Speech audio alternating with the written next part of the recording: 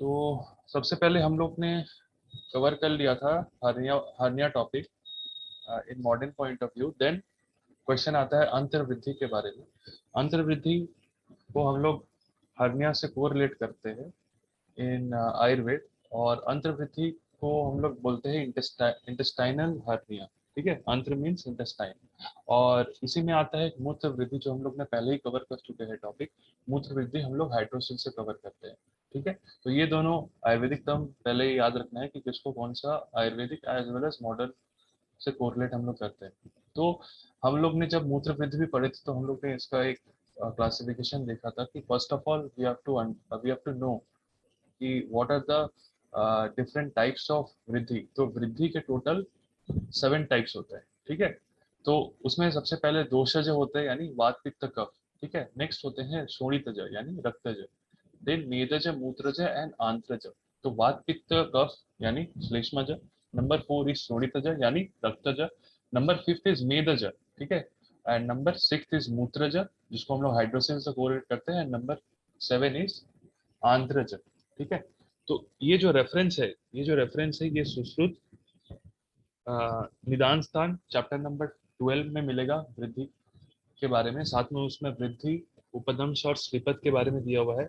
और इसका जो चिकित्सा है वो सुश्रुत चिकित्सा स्थान चैप्टर नंबर 19 में मिलेगा, जिसमें वृद्धि, उपदंश और श्रीपद के चिकित्सा के बारे में विविड डिस्क्रिप्शन किया गया है। ठीक है, तो सबसे पहले हम लोग ने देख लिया है कि वृद्धि जो रोग होते हैं उसके कितने क्लासिफिकेशन होते हैं। तो वृद्धि के 7 भेद याद रखना है। ठीक है, तो अब हम लोग आते हैं what are the clinical sign and symptoms या रोग इन केस ऑफ आंतरवृद्धि स्पेसिफिकली। इससे पहले हम लोग ने साइन एंड सिम्टम्स ऑफ वृद्धि रोग, ये बाकी सारे दोषज के हम लोग ने पहले ही कवर कर चुके हैं जब मैंने मूत्र वृद्धि हम लोग ने जब डिस्कस किया था। तो उसमें से सिर्फ आंत्र बच गया था जो हमने साइन एंड सिम्टम्स नहीं पढ़ा था। तो आज हम लोग आंत्र वृद्धि के साइन एंड सिम्टम्स पढ़ लेते हैं, कवर कर लेते हैं। तो देखो आ, इसमें क्या बताया है साइन एंड सिम्टम्स अबाउट आंत्र वृद्धि के बारे में। तो वेट अ मिनट।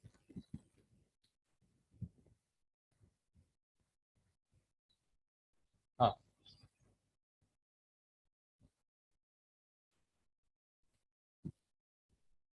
तो जहाँ की मैंने बोला कि इसका निदान स्थान चैप्टर नंबर 12 का रेफरेंस तुम लोग को मिलेगा। सुश्रुत निदान स्थान का रेफरेंस है। तो इसमें ये बताया, देखो, ड्यू टू आंत्र intestine occurs in those who indulge in carrying heavy loads. तो जो सारे जो अधिक भारी सामान उठाते हैं या भारी सामान जो कैरी करते हैं, ठीक है, उनमें ही आंत्र वृद्धि होने के चांसेस बहुत ज्यादा रहता है। तो हम लोग ने हार्निया में भी पढ़ा था, those who are carrying heavy weight और हेवी वेट लिफ्टर्स, ठीक है, उनमें हार्निया होने का चांसेस बहुत ज्यादा रहता है। तो देखो आयुर्वेद में भी ऐसा बताया गया है कि जो लोग कैरी करते हैं हेवी लोड्स, तो उनमें ही आंत्र वृद्धि होने का चांसेस बहुत ज्यादा रहता है। Fight with a strong person, जो अधिक बलशाली, अपने ओपोनेंट जो लोग अति बलशाली हैं उनसे अगर फाइट करते हैं तो उनमें ज्यादा होने का चांसेस होता है। फॉलिंग फ्रॉम अ ट्री, तो ये सब जितने सारे कारण मिलेंगे वो सारे देखना सब वात को बढ़ाते हैं। तो वो सारे कारण ही क्या होता है, आंतर वृद्धि के निदान भी बन जाते हैं। साथ ही साथ उसके साइन एंड सिम्टम्स उसके बाद हम लोग देखेंगे साइन एंड सिम्टम्स क्या था। तो ये रूप साइन एंड सिम्टम्स के बारे में पहले इसमें निदान के बारे में बताया है, उसके बाद साइन एंड सिम्टम्स के बारे में बताया है। तो निदान में ये बताया है कि फाइट विद स्ट्रॉन्ग पर्सन और फॉलिंग फ्रॉम द ट्री। ठीक है, एंड सच एज टीनस एक्टिविटी, जो लोग बहुत ही परिश्रम का काम करते हैं, ठीक है, उनमें ये आंतर वृद्धि होने के चांसेस ज्यादा दिखाई देते हैं। जिसकी वजह से क्या होता है, वात का ज्यादा संचार होता है या वात का एग्रीवेशन होता है। अगर इसमें प्रमुख कोई दोष बोले, ठीक है, तो उसमें वात का प्रधान दोष होता है केस ऑफ आंतर वृद्धि में, जिसकी वजह से ये वाला आंतर वृद्धि का उत्पन्न होता है। तो ये वात का एग्रीवेशन होने की वजह से क्या होता है, वहां पे एबनॉर्मलिटीज होता है इन स्थूलांत्र एज वेल एज इन शुद्धांत्र। स्थूलांत्र का मतलब होता है लार्ज इंटेस्टाइन एंड शुद्धांत्र का मतलब होता है स्मॉल इंटेस्टाइन। ठीक है, तो यहाँ पे देखो बताया गया है कि आ,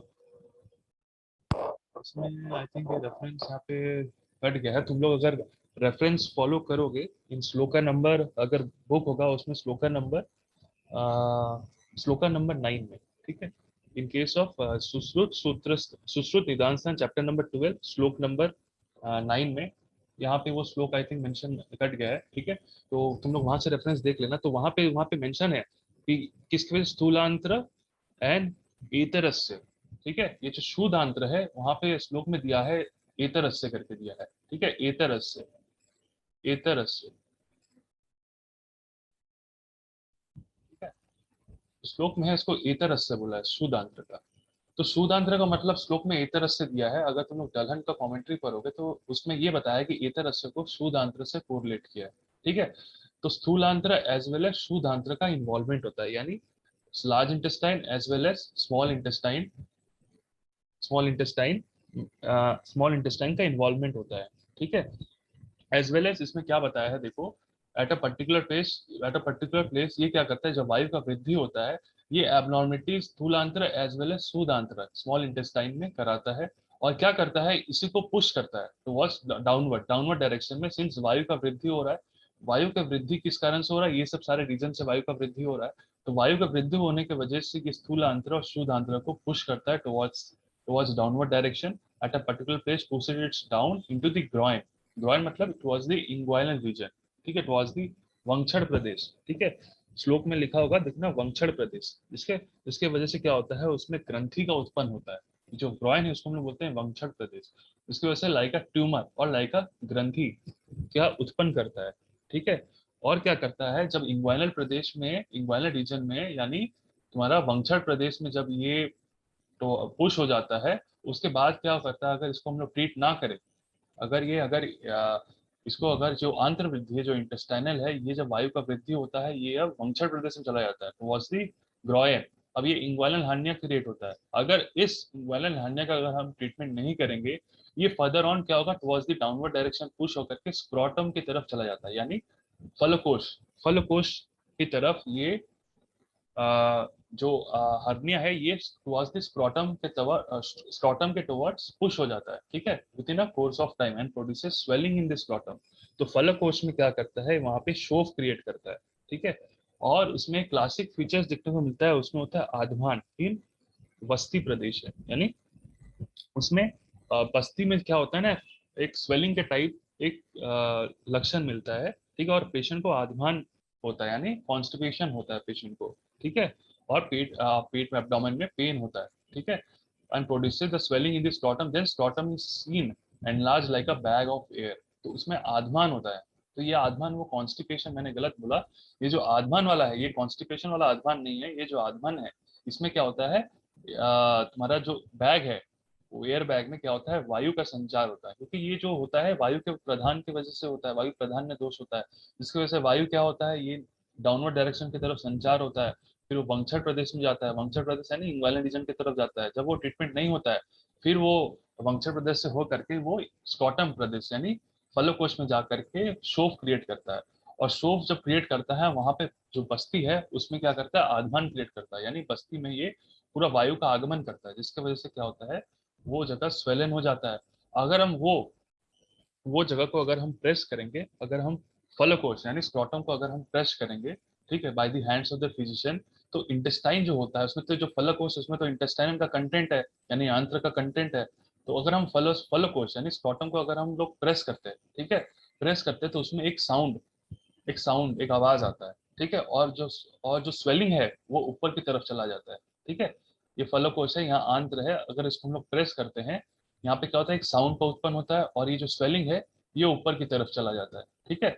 अब जैसे ही हम इसको फलोकोश को जब हम रिलीज करते हैं, फलोकोश को जब हम लोग रिलीज करते हैं, तब ये फिर से जो आंत्र है वो अंदर की तरफ आ जाता है, ठीक है। तो इसमें यही बताया है, accompanied with a sound and when released it swells up again, फिर से वो फूल जाता है। The disease is known as आंतरवृद्धि और स्क्रॉटल hernia, ठीक है। और ये होता है, ये असाध्य होता है, आंतरवृद्धि जो होता है वो असाध्य होता है, ठीक है। तो फिर से मैं बोल रहा हूँ कि ड्यू टू इकोलॉजिकल कॉजेस क्या क्या हुआ, पर्सन कोई हैवी लोड उठा रहा है, या fight with a strong person, या फॉलिंग फ्रॉम अ ट्री, ये सब सच एक्टिविटीज से वायु का वृद्धि होता है, ठीक है। तो वायु का वृद्धि होने की वजह से वहां पे एबनॉर्मिटीज कहाँ पे कराता है, स्थूलांत्र एंड शुद्धांत्र, ठीक है। अब उसके बाद क्या होता है, ये वायु की वजह से ये स्थूलांत्र और शुद्धांत्र पुश होता है। ये स्थूलांत्र तो इंटेस्टाइन का कंटेंट है। अब ये इंटेस्टाइन क्या होता है, पुश होता है टुवर्ड्स द ग्रॉइन एरिया, यानी टुवर्ड्स द वंक्षण प्रदेश। अब ये वंक्षण प्रदेश इफ इट लेफ्ट अनट्रीटेड, तो ये शोफ की तरह उत्पन्न होता है। और if it is untreated then it travels downward, further on वो फलकोश की तरफ चला जाता है। फलकोश में ये जो आंत्र है वो फलकोश में चला जाता है। फलकोश में क्या है, ये एक शोफ की तरह उत्पन्न होता है, एक स्वेलिंग की तरह उत्पन्न होता है। और फलकोश में कैसा ये एक देखने को मिलता है, like a bag of air. इसमें आधमान होता है और एक जो बस्ती है उसमें वात का संचार होता है। अब ये क्या होता है, अगर इसको हम फिजिशियन को, ये जो स्क्रोटम है यानी फलकोश है, उसको अगर वो प्रेस करता है, फिर जो इंटेस्टाइनल कंटेंट है वो ऊपर की तरफ चला जाता है और उसमें एक साउंड सुनने को मिलता है। और अगर ये जब रिलीज करता है फिजिशियन अपना प्रेस जब करता है, इसको जब रिलीज करता है, देन जो हमारा इंटेस्टाइन का जो कंटेंट है वो वापस से फलकोश में आ जाता है। तो इसी को हम लोग बोलते हैं आंतरवृद्धि। ठीक है, तो यहाँ पे स्क्रॉटल हर्निया से कोरिलेट किया है, बट ये नॉर्मली आंत्रज होता है, हम लोग इंटेस्टाइन से कोरिलेट करते हैं। अब वही जो इंटेस्टाइनल कंटेंट अगर फलकोश में आ जाता है तो उसको हम लोग स्क्रॉटल हर्निया बोलते हैं। तो ठीक है, तो आंतर्वृद्धि तो यानी हर्निया कैसे आयुर्वेद में एक्सप्लेनेशन है, इसके बारे में निदान और रूप लक्षण तुम लोग को यहाँ रेफरेंस से लिखना पड़ेगा। ठीक है, तो यहाँ से रेफरेंस तुम लोग यहाँ पे नहीं दिया हुआ है, तुम लोग रेफरेंस नंबर नोट डाउन कर लेना, रेफरेंस नंबर 9 और सुश्रुत निदान स्थान चैप्टर नंबर 12 रेफरेंस नंबर 9, वहाँ पे तुम लोग को रेफरेंस मिल जाएगा। ठीक है, और वहाँ पे जो जो टर्म लिखना है वो आयुर्वेदिक टर्म यहाँ पे यूज करना है। ठीक है, देन अब हम लोग आते हैं, यहाँ पे बताया है कि जो अंतर्वृद्धि होता है वो असाध्य होता है, ये याद रखना है। ठीक है, देन ये देखो यहाँ पे लिखा है अंतरज वृद्धि, यानी कि जो इंग्वाइनल हर्निया है, इसको अगर हम लोग अनट्रीटेड करें या फिर it is not treated, then it is converted into scrotal hernia. ठीक है, तो जो वही आंत्र है वो स्क्रोटम में जाकर, बाद में जाकर के स्क्रोटम में जाकर के स्क्रोटल हर्निया क्रिएट करता है। ठीक है, नेक्स्ट अब आते हैं हम लोग अंतर्वृद्धि के बारे में थोड़ा सा एक बार देख लेते हैं। Patients of this disease should be avoid, तो इसमें क्या क्या अवॉइड करना है। ठीक है, एक्सेप्ट अंतर्वृद्धि, the remaining 6 kinds are curable. तो ये याद रखना है कि हमने जो पढ़ा था 7 टाइप्स वृद्धि के, उसमें से अंतर्वृद्धि होता है वो असाध्य होता है। ठीक है, और बाकी के जो 6 टाइप्स होता है वो होते हैं साध्य। ठीक है, तो patient of this disease should avoid, क्या क्या अवॉइड करना है, riding on animals like horses, physical exercises, copulation, separation of urges, sitting and walking for long period, fasting and partaking of undigestible food। तो उसमें वही बोला है कि अत्यासन, चक्रमण, उपवास, ठीक है, गुरु आहार, वेग निग्रह, मैथुन, व्यायाम, ठीक है, ये सारे वर्ज करना है, यानी ये सब नहीं करना, जिसकी वजह से अगर ये सब करते हैं इसमें क्या होता है, वायु का वृद्धि होता है, जिसकी वजह से फर्दर ऑन कॉम्प्लिकेशंस, वृद्धि रोग उत्पन्न करते हैं। अब नेक्स्ट आते हैं जो बहुत इंपॉर्टेंट है, आंतरवृद्धि का चिकित्सा के बारे में। तो आंतरवृद्धि के चिकित्सा के बारे में देखो क्या बताया है, हम लोग यहाँ से देखते हैं एक बार, हिंदी से अगर पढ़ लेते हैं, इसमें अच्छा एक्सप्लेनेशन है। तो पहले हम लोग यहाँ पे एक बार देख लेते हैं इसके बारे में क्या क्या लक्षण बताया है, फिर से एक बार चिकित्सा पढ़ने से पहले हम लोग एक बार देख लेते हैं। देखो ये वाला मैं श्लोक का रेफरेंस बोल रहा था, यहाँ पे मैंने डाला है, स्थूलांत्र एतरस्य, तो एतरस्य को बोलते हैं शूदांत्र, यानी तुम्हारा स्मॉल इंटेस्टाइन। ठीक है, स्थूलांत्र एंड शूदांत्र।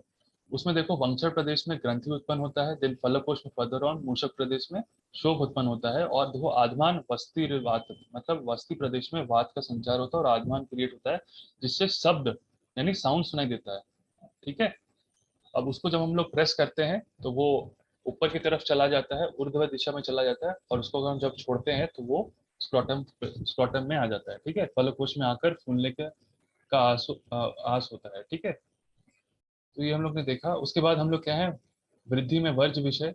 तो वृद्धि में वर्ज विषय में हम लोग ने देखा कि वही मल मूत्र का वेग अवरोध नहीं करना है, मैथुन नहीं करना है, व्यायाम जो है वो अत्यधिक नहीं करना है, घोड़े आदि का सवार नहीं करना है, भ्रमण उपवास ये सब काम नहीं करना है।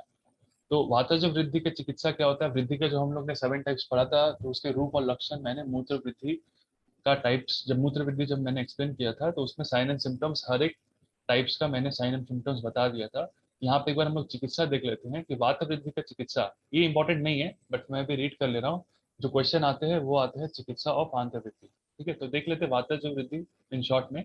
वातज वृद्धि चिकित्सा में हम लोग त्रिविध स्नेह से युक्त वात व्याधि से स्निग्ध करके स्वेदन करे, स्वेदन करना पड़ता है 15 दिन तक, और विधि पूर्वक विरेचन द्रव्य पिलाना है। उसमें ये इंपॉर्टेंट है कि वातज जो वृद्धि होता है उसमें 1 मास तक दूध के साथ इरंड तेल का सेवन कराना है। तो दूध के साथ इरंड तेल का सेवन कराना है इन केस ऑफ वातज वृद्धि। एज यू ऑल नो कि वातज रोग में इरंड तेल का उपयोग करना सर्वश्रेष्ठ है। तो इसमें 1 मास तक for 1 month we have to intake इरंड तेल अलॉन्ग विद दुग्ध। ठीक है, उसके साथ ही क्या करते हैं, मुलेठी से सिद्ध तेल के द्वारा अनुवासन बस्ती भी करते हैं। देन वात में एज यू ऑल नो कि स्नेहन बस्ती, बस्ती का बहुत इंपॉर्टेंट रोल है, और साथ में उसमें स्नेहन उपनाह और वायुनाशक प्रलेप का भी इस्तेमाल यूज हम लोग कर सकते हैं। ठीक है।